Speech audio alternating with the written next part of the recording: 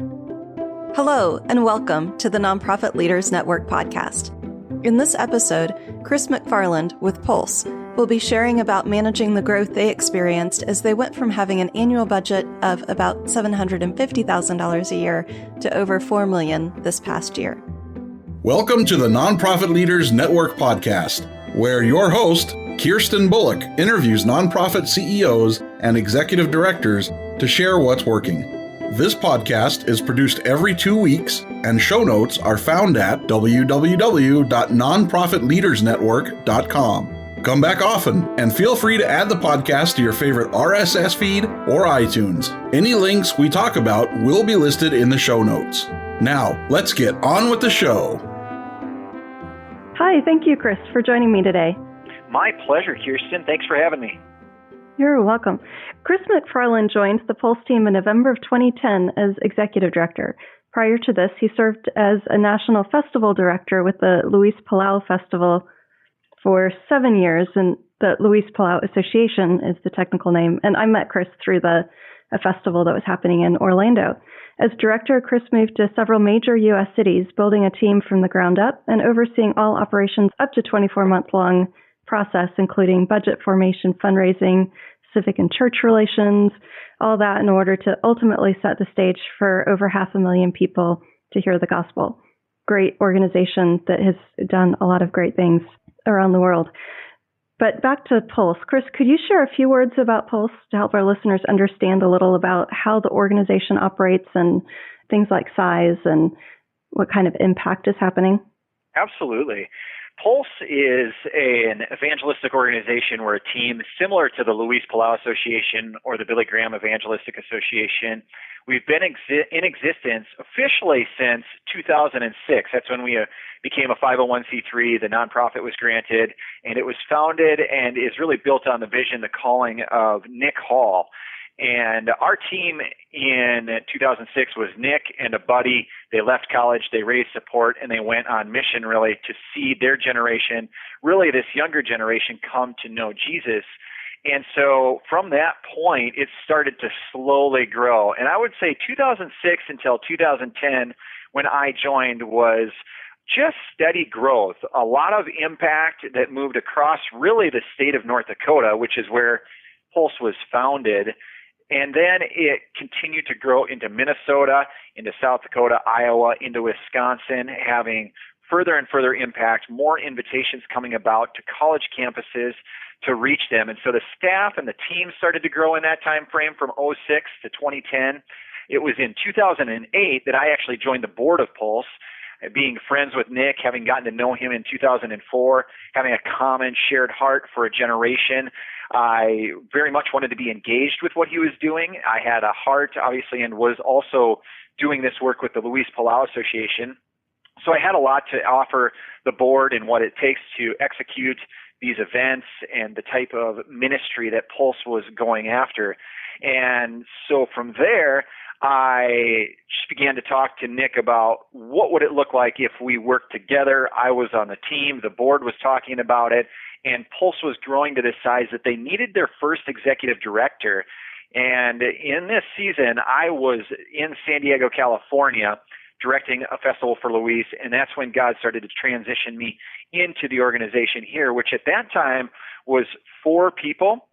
And Nick was talking to another gentleman named Jay Anderson. Jay was a member of the Billy Graham Evangelistic Association, a young guy leading up some of their youth movement stuff. And so Jay ended up becoming team member number 5 before I became team member number 6 back in November 2010. And so since that time, we have grown from 6 people to we are about 25 today. And we've grown from an organization of a annual budget of $750,000 a year to last year's budget was just over $4 million. And due to a very large project this year, we're looking at a budget of around $12 to $14 million. And our team has just continued to see growth, opportunity for impact, and we've grown in our ability to be face-to-face with young people across our nation and even globally now. So we've grown also from an organization in North Dakota to a national group to actual global impact, and the global impact has started here in the last couple of years. So our scope has expanded dramatically, and we've seen just a huge opportunity for expansion, and we continue to see that today. Mm-hmm. That's incredible growth. And I'm sure that there were some changes that had to happen to allow that to happen. There were changes. We've gone through very different stages, I would say. I came on, again, as team member number 6, first executive director. Obviously, in this type of context, there's then a fair amount of fundraising. I'm okay with that. I'm not the best. I'm more of an operational, procedural, execution type person on the entrepreneurial side.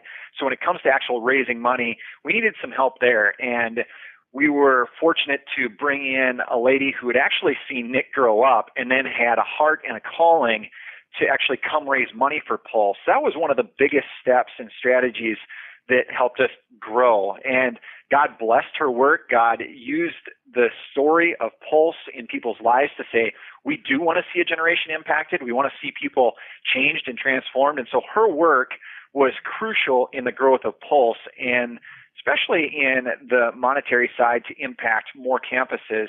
The other part of that was just from an administrative standpoint. We started to grow obviously in our donor realm, but we also were growing in the need for operational stability. And I was running a lot of it, both development, operations, and then even helping our events team execute on a consistent basis.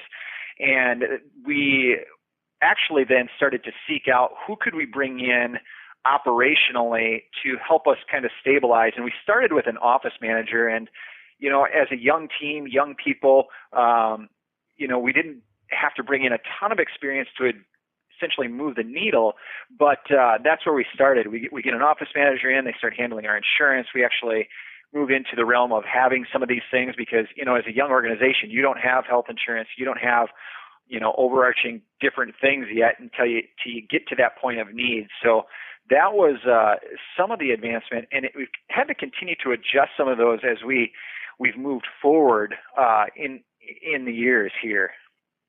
Mm-hmm. And your role has changed in all that as well. You were brought in as the executive director, but then at some point during the growth stage, I assume there must have been a recognition of different skills needed. How did that shift happen, and how is that working now? Yeah, it was. We've had some significant shifts in that way. The way it worked is after Cindy, who was a part of our team in the development side, she had chose to retire, be with her husband.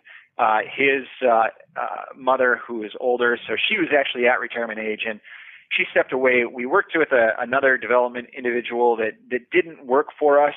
Raising for money for evangelism is tremendously difficult at times, and it really just takes that right called person.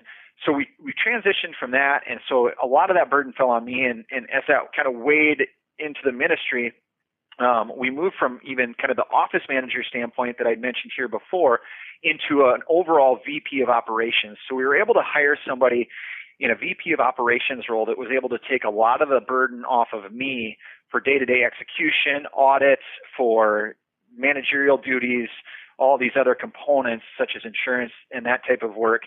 And she grabbed hold of that as then I helped a little bit on the development side, grow that team. And that, again, took some of my attention away also from our events, which is our overall ministry impact. And Jay drove a lot of that. I jumped in when I could, but it wasn't quite as much. And so the ministry continued to expand, grow quickly. And it was really out of then that necessity, I came to a point where I was able to jump back into the events a little bit. Operations were in good order, but there was still so much scope of work that it was growing that we needed a little more direction, somebody who could take more time to spend with the board. I could actually work more on the ministry and the event side of things, overseeing all of our outreach components with different directors, training them up. So we started to hire more directors. We started to see more operational needs come in. And we also, of course, have our board work and everything that it takes to, work with your board, ensure that they have all the information that we can effectively lead the organization together. And so what we did is we decided that we were going to bring in a president, and there's a specific individual that we were targeting, looking for. Nick had on his heart. I really enjoyed the person that Nick was thinking of, whose name is Justin. And Justin and I had sat on the Pulse board together 2008 to 2010. Justin stayed on the board as I came in as executive director. So we had a working relationship and history. I appreciated the way he operated. And when we were making that transition, as you can imagine, it's a little bit like, how is this going to work? I became more of an executive vice president, executive director, kind of like, what's the title? Justin comes in as president. And then, of course, we have Nick as our founder and chief communicator. So the three of us then ended up becoming the Pulse executive team. And on a day-to-day basis, a lot of the higher level discussions, overarching vision, direction is given by the three of us. Nick casting the vision, handling high-level relationships, and then obviously our chief communicator, and he is the evangelist who is face-to-face with these million-plus young people each year. Justin then overseeing development, operations, helping steward the vision, work with the board, and then I'm able to devote my time wholly and completely to all of our event work. So this includes any of the campus events we do, the regional city outreach events, the international work that we've done in Ukraine, in Africa. And so we've been able to diversify then our leadership in that way so that our impact can continue to grow. And now I'm able to focus fully on that ministry side, which actually equates to typically about 70% of our budget. And so I'm overseeing that portion, and our team continues to execute in that way and progress forward. We also then have a leadership team that is made up of the three of us, of course, and then we have two directors right now that sit on that. One is Jay Anderson, another is Susan Harris, who is our communications director, overseeing our branding, all of our messaging that anybody could see at pulsemovement.com type of situation or in our social media feeds. And that's kind of a little bit more now how we've landed, where we've been able to structure things into and create a good flow. Still with a lot of tensions here, though, as we continue to grow, for sure. Right. And for an organization that's looking at embarking on this process, they feel like there's a big need, that there's some growth happening. I imagine that they'll get some insights out of that process that you went through. And to summarize it, and you can tell me whether or not I get this right, but one of the first things that you had to do was get some funding in. So you brought in that fundraising person, and then starting to do some basic operations with the office manager coming in. And at this point, the core team, you guys were all hands-on with the work. You were all doing it pretty much yourselves, but then stepping out and starting to build another layer of specialists that you were working with. So, yep, that's exactly right. Okay. Yeah, the trajectory of our leadership team has been, I would say, rather normal, but yet difficult in some contexts because of the work that we're doing. And the development side was one that we needed to essentially solidify and advance quickly, because we're totally a donor-driven organization. We are funded by those who have a heart for evangelism. They have an ability to give what we do and have a desire to impact this generation. And so what I worked hard on was that development side. And in fact, one of the mistakes, and I don't even know if I called it a mistake, it's just an opportunity to learn and grow, and is that we had brought in another person above Cindy to help kind of advance the development side. And it was interesting because that individual came from raising $30 million a year. And when they came on board, them raising money, they weren't able to do it as effectively and as well at Pulse. And so it was an interesting learning lesson for us that, we really stuck to the person that God had called here.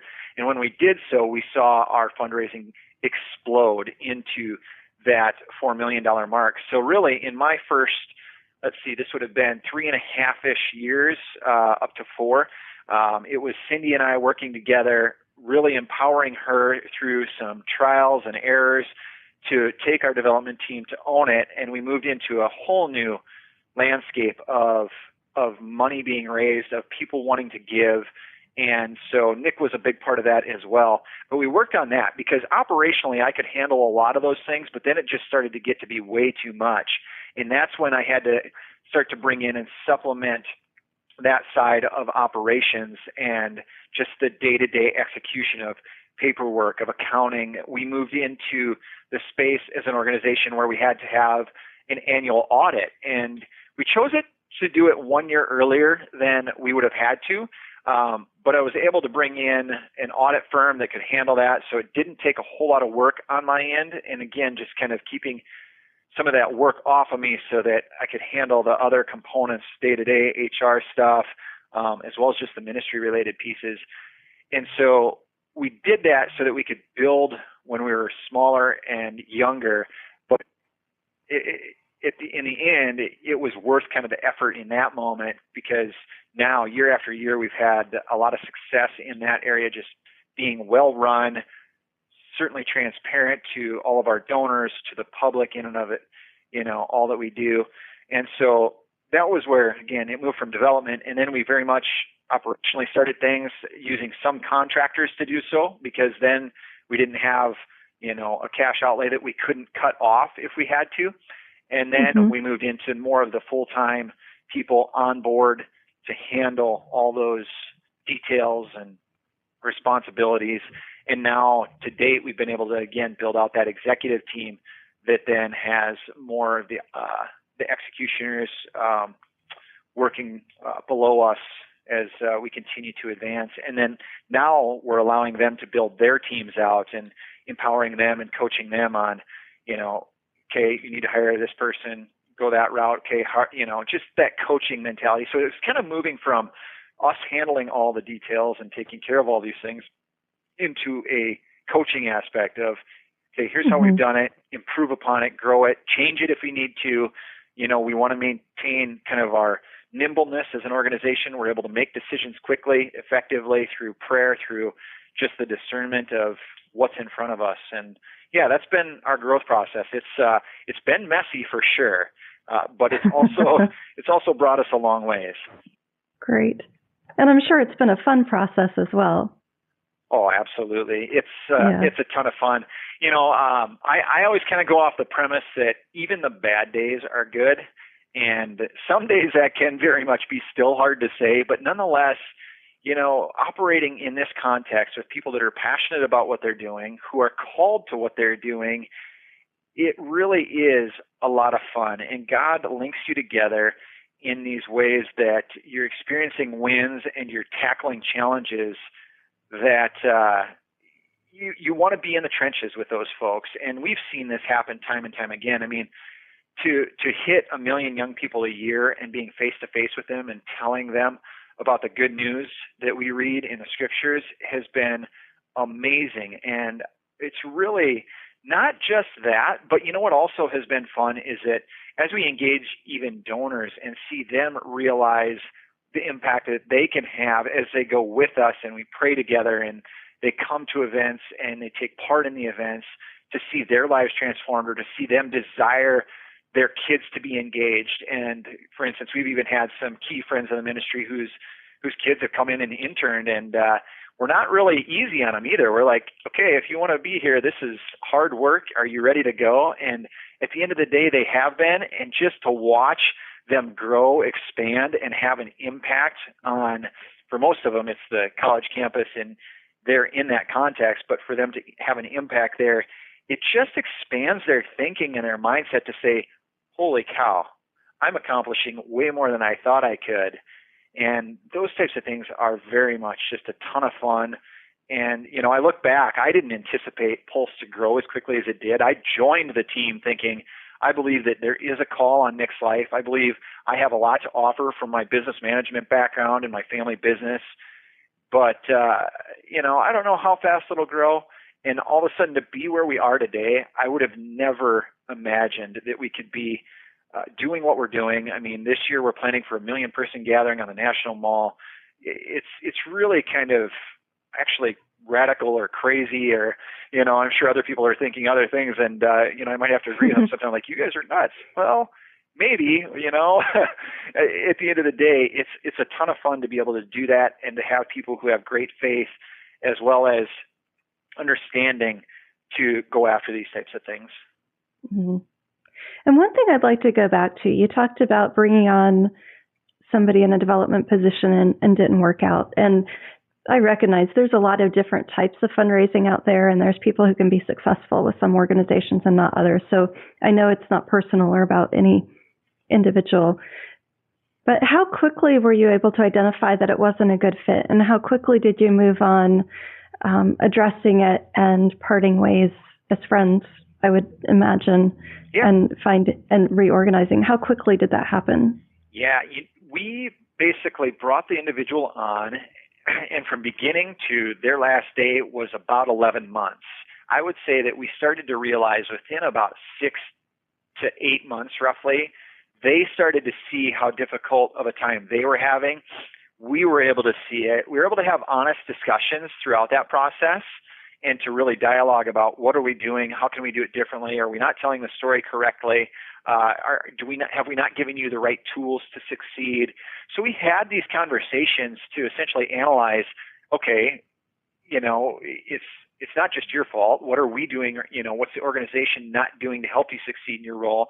And it just continued to kind of progress down that road, even though we made adjustments, even though we created different tools. And they saw it, we saw it, and we just had an honest discussion of, is this really where God has you? And it was determined by them and, of course, us that this isn't the right fit at this season. And though we all thought it was, it turns out that it's not. And so we sat down and we had that discussion, and there was agreement because we were all looking at the data, the facts of it. And, there's a spiritual component, I think, to some of it. What was the person doing in Pulse to teach us some things? What was God doing in their life to teach them some things? And so I still count this person, very great friend.